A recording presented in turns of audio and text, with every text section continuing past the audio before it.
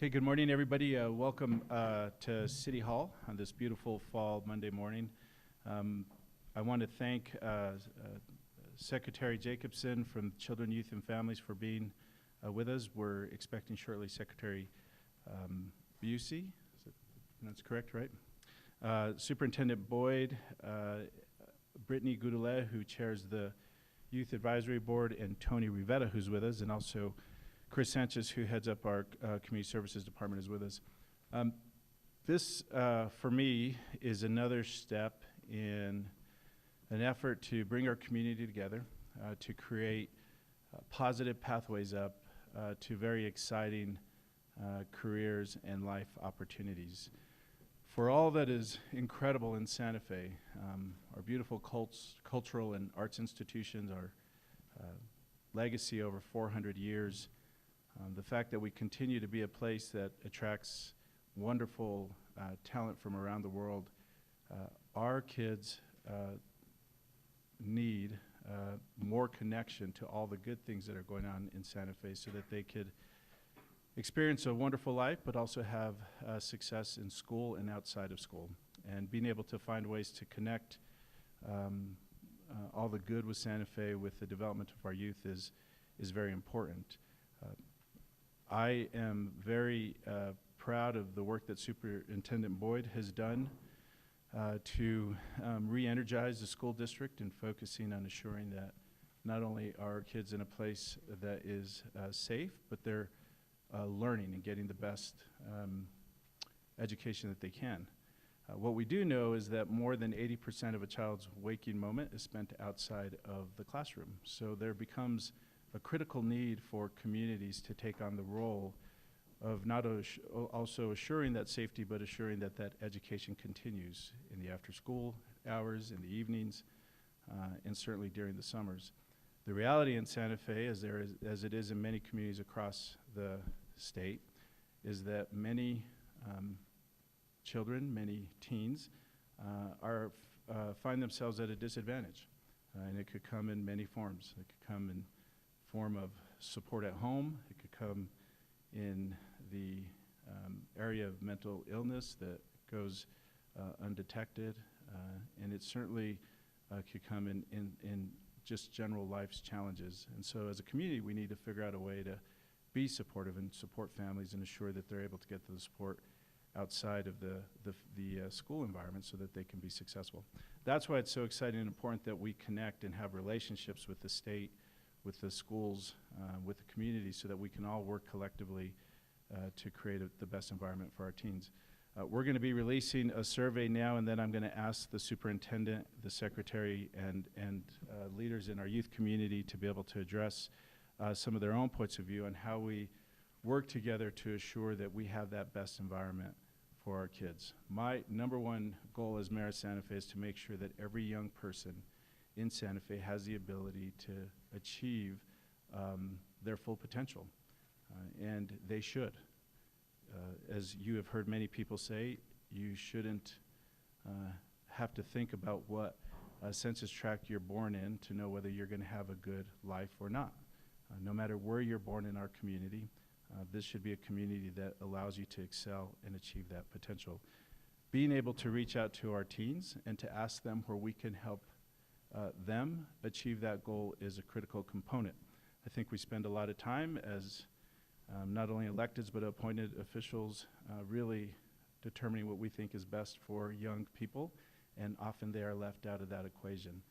Tomorrow's Youth Summit is going to be about their full participation in the development of strategies that assure that they are not only heard, but that there is action in place to help them succeed. So with that, I'd like to turn it over to Chris Sanchez to do an overview of the survey, and then I'm going to ask Secretary Jacobson and Superintendent Boyd to make some comments generally over the state of what they view our needs are in our community to create those positive pathways for teens. Chris?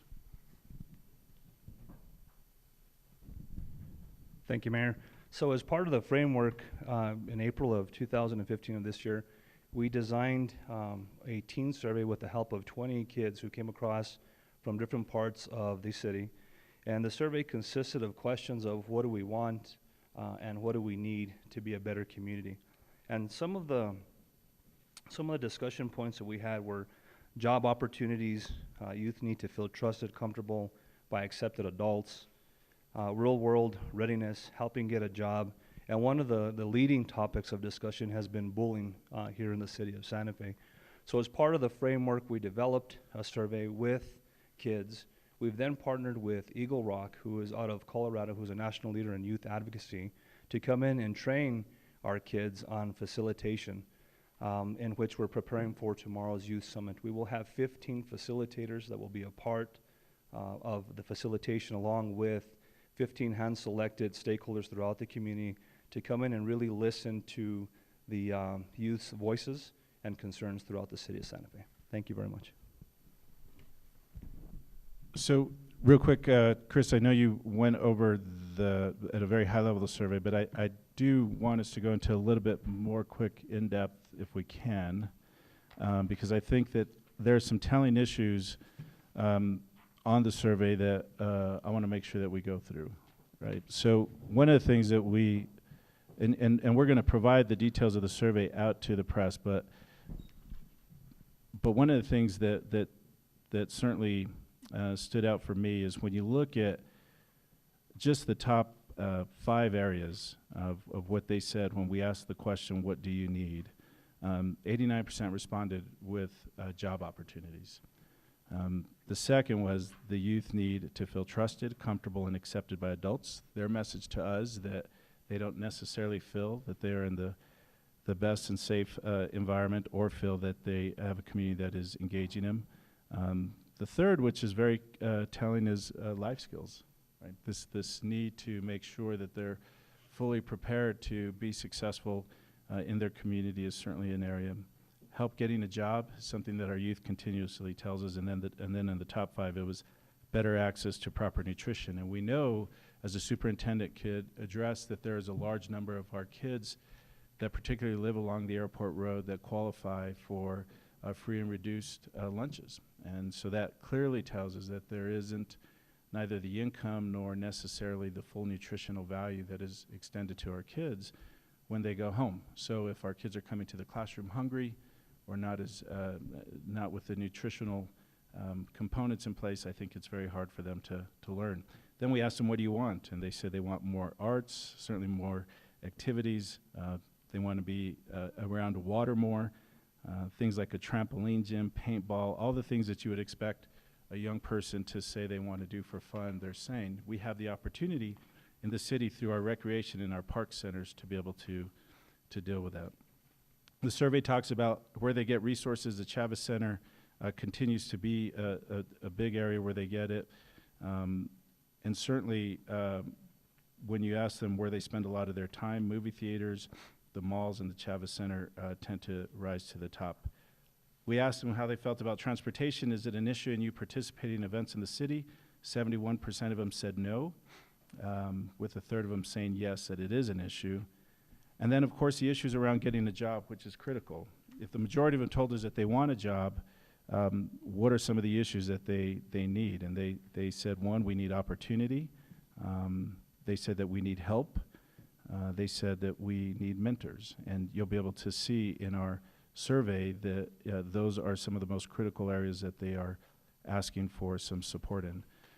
So it's very telling, and before I turn over to the secretary and to the superintendent, that even amongst our teenagers, as they are enjoying a full life in the teen world, they're already starting to think about work, and they're starting to think about how you develop some of those life skills so that you can be successful. So I want to turn it over to Secretary Jacobson and then Superintendent Boyd to offer remarks on things that are going on now for the youth in the community and how the state and the schools can help participate. Great. Thank you so much, Mayor, for bringing us together and for bringing attention to what is such a critical issue, and that is our youth. They're the future of our state and of our wonderful cities. At CYFD, which is the Children, Youth, and Families Department, we have one mission, and that mission is to improve the quality of life for our children, period. That's all that we're trying to do every single day. And we've broken down what that means. To have quality of life, we believe children need to feel, they need to be alive, so we need to make sure we're protecting them. They need to feel safe. They need to have an element of connection, connectivity, whether hopefully it's love, but if not love, it needs to be nurturing. It's very much what they say they need right here, which is trust, comfort, and the acceptance of adults. And finally, we believe to have quality of life, they need to be prepared to be contributing members of society. So it's great that that's what we've been working on, and it lines up near perfectly with what the youth feel like they need in this community. So we're all in this together, and we're working towards the right end goals. So I think it's very exciting, but one thing that's very clear is it takes all of us. It can't be on one agency, it can't be on one mayor, it can't be on one superintendent. It takes all New Mexicans coming together and saying, we want New Mexico, and we believe New Mexico can be the best place to be a kid. We have so many things, as you mentioned, in terms of cultural assets and outdoor activities. We have what it takes, I think, to make this the best place to be a kid, but it takes us all making the commitment to make that happen. And to hit on how critical it is that we get this right and we do this together, I spend a lot of time with our incarcerated youth. These are the kids who have ended up actually with going to court and ending up in incarcerated for 1 year, 2 years, or until they turn 21. And just last week, I was with a group of 9 of them and asking them why, what happened that you ended up here, and for some of you, why have you come back time after time? And we talked a lot about it, and it boiled down across the board to all of them saying, because it was just easier to say yes to drugs, yes to making bad decisions. They said in that moment, it's easier to say yes. And I thought a lot about what that means. And I think what you're doing here is saying, how do we make it easier to say no? How do we make sure by bringing to light the opportunities that they have and the things that they have to look forward to, it actually becomes easier to say no than to say yes. So thank you again, Mayor, for all that you're doing with this, and we look forward to continue working with you guys on making it easier for our kids to say no. Thank you, Secretary. I can tell you that our schools are a microcosm of the community around them. When we have disconnected youth in our schools, we have disconnected youth in our community. We're proud of the work of our teachers and our principals to cut the dropout rate in half, to raise the graduation rate to its highest level since the 4-year cohort model came into place.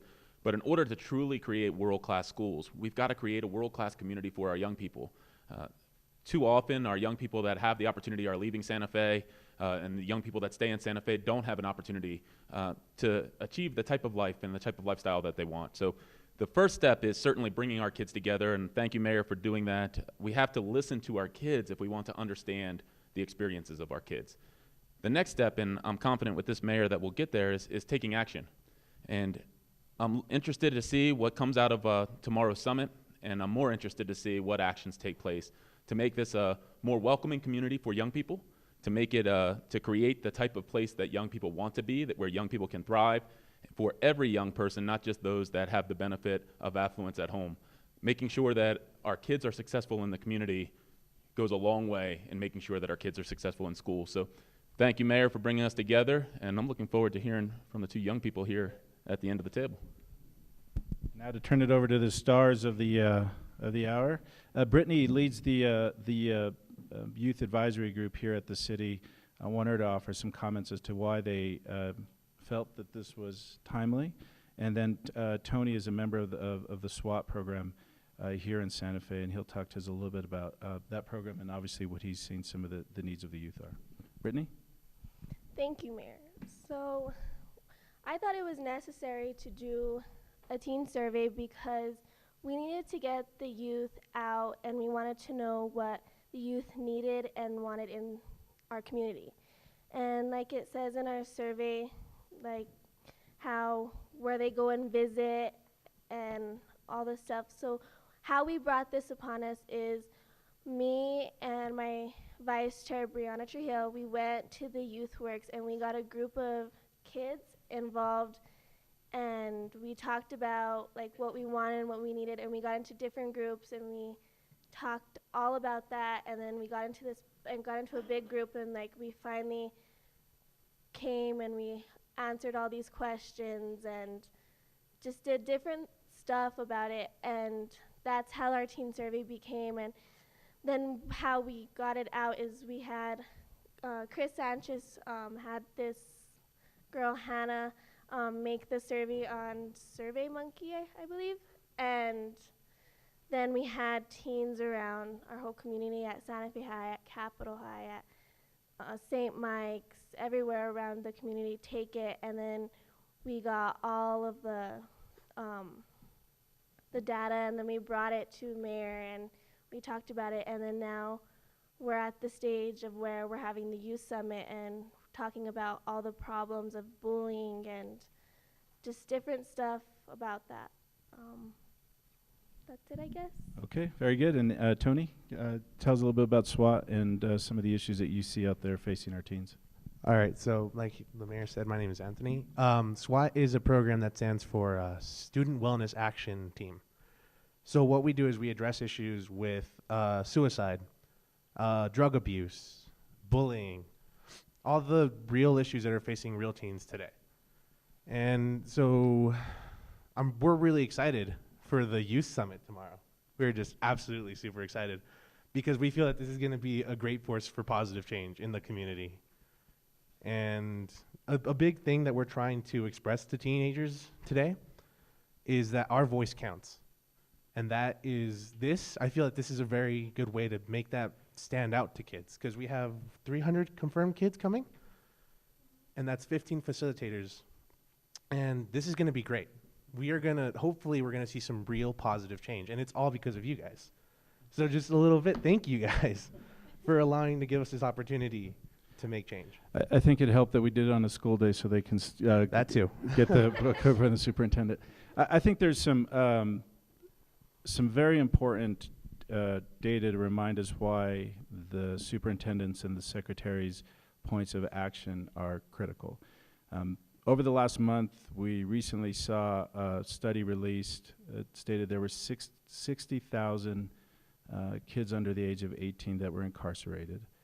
Two out of three were incarcerated for nonviolent offenses, and 80% were people of color.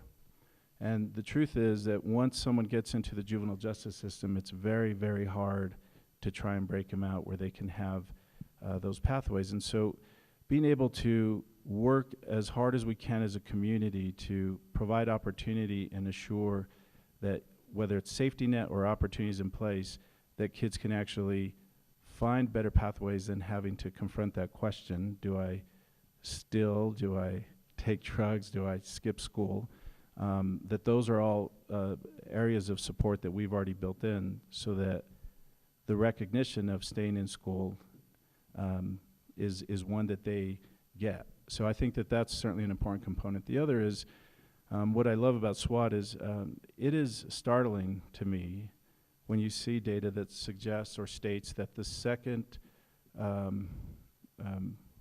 cause of death amongst teenagers is suicide. And in New Mexico, when we think about our future, we have to assure that children don't look towards suicide as the way out, that we're able to help provide the support that's needed so that they know that there's support and they know that there are places to get help. And part of this is to be able to identify how we can do it in the most effective way that they're comfortable with. Because I think that there are a lot of kids who may recognize that they might have some mental illness, but the stigma exists, and they're afraid of trying to expose some of that. So we have to work to break that down so that no one ever worries about being able to raise their hand and say, you know, I think I've got something that needs to be addressed and I want some help. And so part of all of this is putting into place action items so that whether it is extending after school areas, whether it is providing longer evening events for our youth, investing in more teen centers, all of that are issues that we have to look at that we can actually put into place so that our youth have the best environment possible. Just to close before we open it up for questions, the superintendent started Birth to Career, or was part of a Birth to Career effort before we came into office. Shortly after I came into office, we started the Mayor's Children, Youth, and Family Cabinet which was meant to go alongside this Birth to Career component. And the goals of the cabinet have been fully put into place, and now it's about moving into some type of process where we're investing. And those goals are, one, increasing the number of healthy babies that are born in Santa Fe. We know if more children are born healthy, they've got a great start to a wonderful life. Superintendent has told me over and over, if you deliver a child, or if we deliver a child that's pre-K ready, we will make sure that they have the right and the best educational environment to make sure that they're reading at third grade levels, which is another marker that we're establishing to look at as a community. So pre-K readiness, third grade reading levels are key goals that we have in place. The fourth is youth mentorship. You know, when I've visited with many young people, they have told me that they start thinking about dropping out as early as 7th and 8th grade, and then they actually do it in 9th grade. I know the superintendent has a very rigorous way of making sure that he talks to young people before that happens. But we have to have mentors that can help provide support at critical areas of a youth development so that they know that there are options that are better than just dropping out, regardless of whatever the issue might be. And then, of course, ultimately, it is what all of our collective goal is, to make sure that we increase graduation rates and do so in a way that our teens are both workforce ready and college ready, so that they can actually go out and be these productive members of our community that are important. The superintendent said the goal of having world-class schools with a world-class city. We have both. Now the issue is, how do we connect the two so that living in a world-class city, students have that opportunity to get that world-class education. And it's that reminder that education goes on even when they're outside of that classroom. And so what are we doing as a community to be able to support those efforts? So I know we have a couple members from the press here, and we'd love to answer some of your questions as it relates to the survey itself and some of the hopeful outcomes from tomorrow, and we're all available to start. Yes? I know a kid tomorrow, we just finished an incredibly sad series on youth suicide, and so much of what we discovered was that young people were really projecting a lot of the struggles of their families, that it was poverty, it was family struggles. So a lot of this is about what youth need, but are there also external things about reaching into the family? How to support that? So 100%. You cannot achieve the objectives that we want, whether it's increasing graduation rates or a young person achieving their full potential, without the participation of a family. There clearly are challenges in today's family environment, for sure. Annie Casey just finished their study of New Mexico, I believe, a couple of years ago, that said 43% of our kids are being raised by single parents. We've seen some of the data that shows that younger people, the poverty rates or the hunger rates are growing in Santa Fe. Those are all issues that as a city, we have to take on and focus our efforts on breaking the cycles of poverty that exist. And we can't blame, and we have to stop the blame of the schools and teachers for not necessarily providing the education outcomes that we want when you have a community where there's a high concentration of poverty in a particular area. So what we're trying to do as a city is to, you know, we know that if you invest in early childhood and you stay with that child all the way through, there's a strong likelihood that they're going to be able to break out of poverty. We know that if we can work closer with families to create the wraparound services so that we're able to address critical needs at critical points in time, that they can stay connected with their kids. And we know that if we can assure that we have an economy that everyone gets to participate in, meaning families go to work and be able to produce for their kids, then some of that might change. But it's not just about economics in the family environment. There is a social structure, and there is the issue of being able to increase access to mental health providers at critical points for both families and for our youth. So what I am very confident of is in Santa Fe we have all the elements in place. The key of the cabinet was to try and bring them all together in ways that we were all being able to focus on the need when the need is really present, and do so in a meaningful way that delivers, real positive change for those families and those kids. I don't know if anyone else wants to add to that. I'd like to ask the teams, it's kind of unusual here that you want to be taught about taxes and insurance. I don't know. Can anyone speak to me about that? Where's that coming from? Well, a lot of kids, well, I shouldn't say kids, a lot of youth nowadays, they want to be taught how to live in the real world. They want to be taught to do taxes. They want to be taught how to get their insurance. They don't want to be taught, oh, let's go play football. Let's go ride a bike. They want to learn how to live in the real world. By that, they want to be taught how to do their taxes. They want to be taught how to get their insurance and instead of having, mommy and daddy do their taxes and have their insurance. I certainly can attest to that. Over a weekend conversation with my 16-year-old, right out of the blue, started saying, I need to work on my taxes. And I said, oh, you just earned a little bit of money. Don't worry, it's going to be easy for you to fill out or for us to fill out a 1040 EZ. And she said, well, that's a problem. I don't know what that is, and I want to know how to prepare my own taxes. And that, for me, was a wake-up that young people are truly focused on a set of skills that they can count on so that they can begin to work and be, I think, more independent, potentially, and go out there and pursue their own issues. And I think that's healthy for the community. So, Jill, do we have any classes teaching taxes? So we have financial literacy in both of our high schools. Financial literacy takes two different approaches. One is an accounting approach and another is an economic approach, and we have both offerings of financial literacy in our high schools. But I think this speaks more to the fast pace of society and how quickly our young people are growing up. What we're trying to do today is we're trying to teach young people and we're trying to support young people the same way we did a generation ago. And times have changed if nobody's noticed. Information is at your fingertips. Anybody who's outside knows exactly what's happening here right now, not because they're watching this on broadcast, but because of social media and the different ways that information flows today. And for children, they're learning more and more outside of formal structures.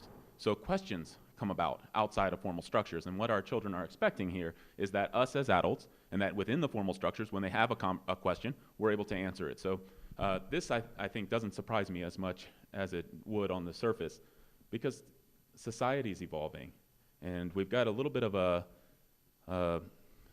almost a dichotomy of sorts. You have children staying at home longer, but you also have them growing up faster, and making sure that we can evolve the structures around them to support them with where they are. I think Tony said real teens, not the teens that we think they are, but who they really are. So I don't know if that answers your question. Gave you a couple good quotes there. Can you give some maybe more examples of how this information will be applied to the services that government provides, to youth on a sort of daily basis? Well, I mean, again, when it comes to the issue of life skills, the superintendent has spoken a lot of what they're doing in the classroom. I think when it comes to job opportunities, through mentorship and through being able to focus on building these skill sets so that when students are graduating, they're workforce ready is a key component. One of the things that I love what the schools have done over at Capitol High in particular is created this medical technology program that exposes young people to the world of medicine. And they're building a skill set that's going to be applicable when they graduate, whether they choose to go straight into the workforce or go into community college or a four-year. I think we have to expand some of those programs that exist so that teens are getting access to real-world experience, either in the form of summer employment or through participation at the schools that makes them more marketable so that they can actually get jobs when they graduate.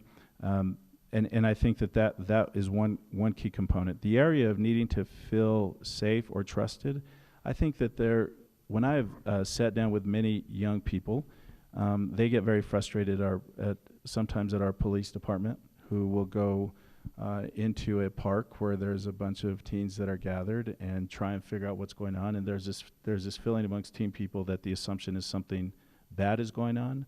And we have to start changing some of those relationships between law enforcement and our teens in ways that are a little bit more positive. I think that is certainly an area that we can make sure that we focus on. And then, I think one of the biggest issues as a city that we can do, it used to be when we were growing up in this community that we thought we had to leave Santa Fe to be successful.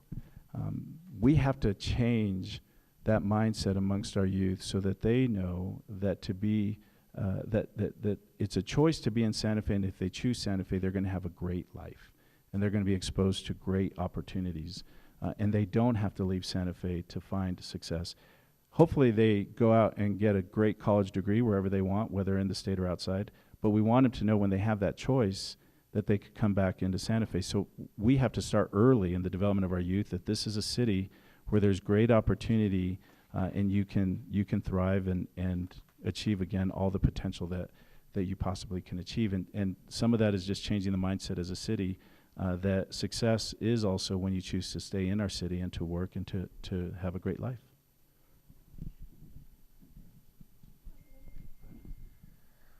Like they said in the job opportunities, it's very difficult for teens to get a job because we need a working permit, and a lot of jobs do not accept them. Like I've heard that the city doesn't accept them, and like I know that you have to be over 18 to work at the mall, and it's very difficult for youth to get a job because they don't know where to start. And then for the youth to feel trusted, like Mayor said, it's very difficult going to a park and having the law enforcement come up to you and be like, what are you doing? Why are you here? Like, I feel like as youth and as for myself, I would want to be more trusted, and I'd want to be, I don't know, I just want to be more trusted, like being in a park by myself or being, I don't know, with my friends or anything. And then the real world readiness, like life skills, the teens don't want a teen center. They want a resource center.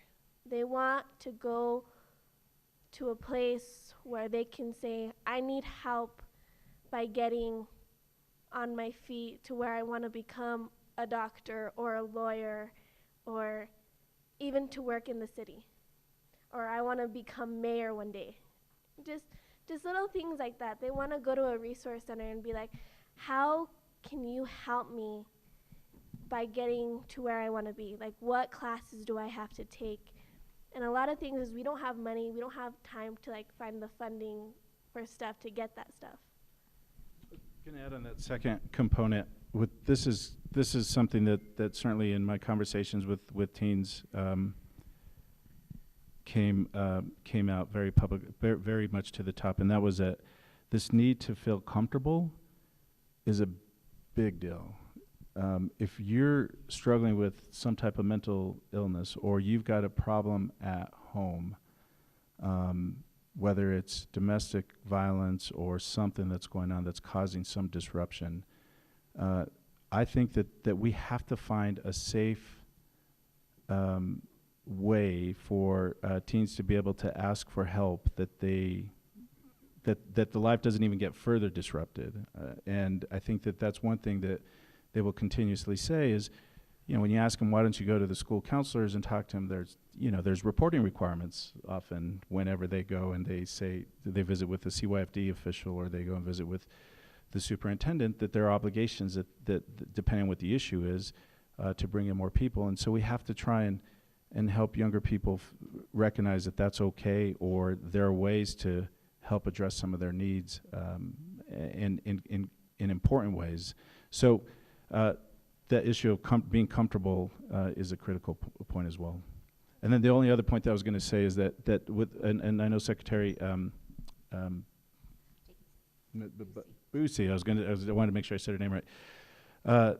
One of her focuses on workforce development is skill set training for teens, so that they can have these pathways into direct pathways into the career, into their careers.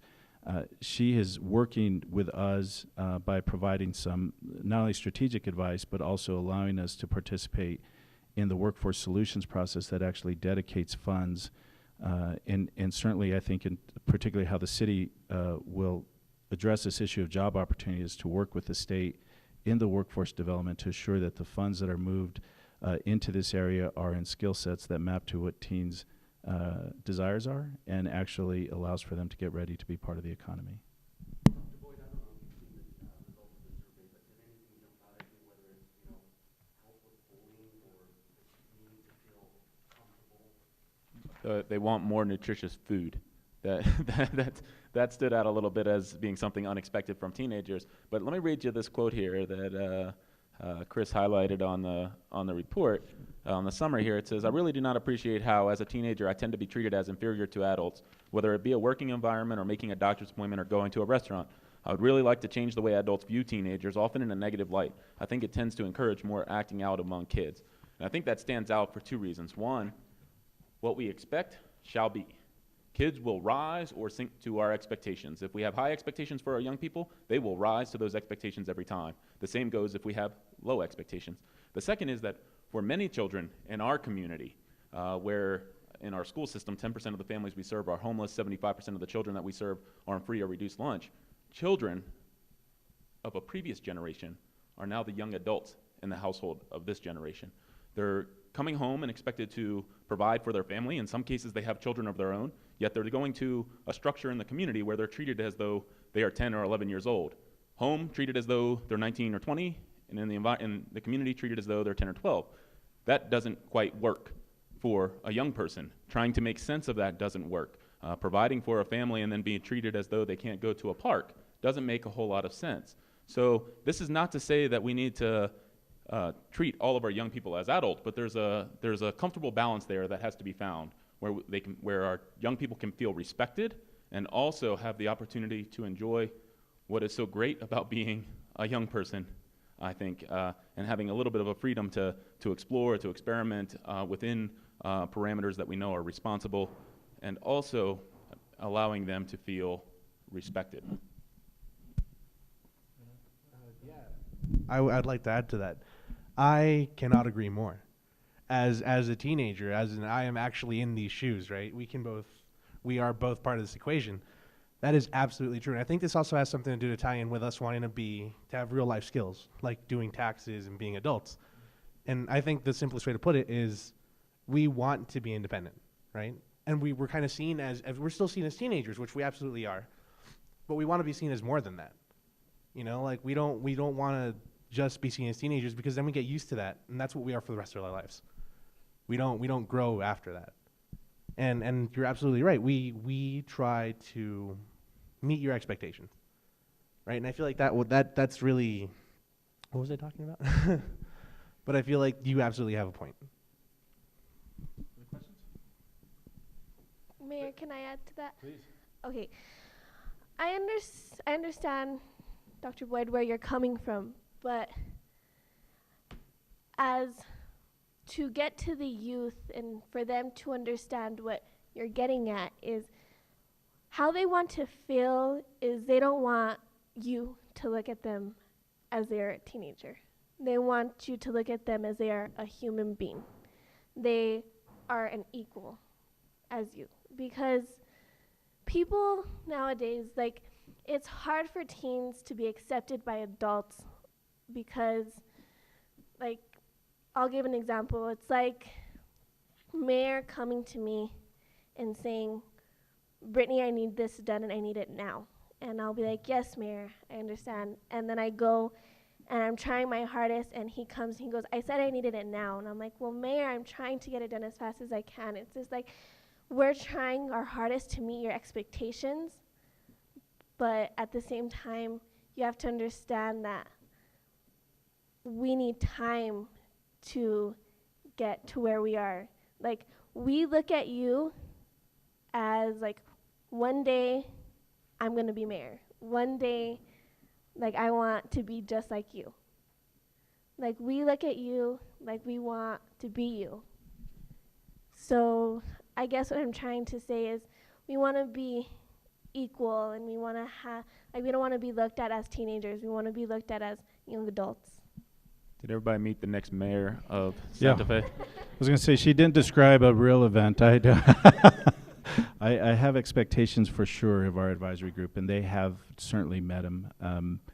And I think the superintendent puts out a very good point in terms of, as a community, we need to create high expectations, but we also need to create the resources and the support to meet those. There's no point in asking our kids to be able to reach for the stars if we have a system that is siloed, fragmented, and not in a way that can actually help them overcome their real challenges to be able to actually touch those stars. So I will close by saying I am very optimistic that we will be able to pull those silos together. I think by the presence of the secretary here today and other secretaries, the state has shown a very strong willingness to partner with the local communities.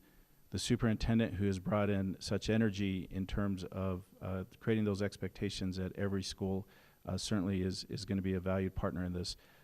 But the opportunity for action is now. The need for action is now. Tomorrow is going to be about more participation by our youth in breakout groups so that we can really drill down what they're telling us, and then come back out and lay out a calendar for what we can do as a community to begin to provide those resources. And so thank you for coming to cover this. Thank you, Secretary. We appreciate it. Superintendent.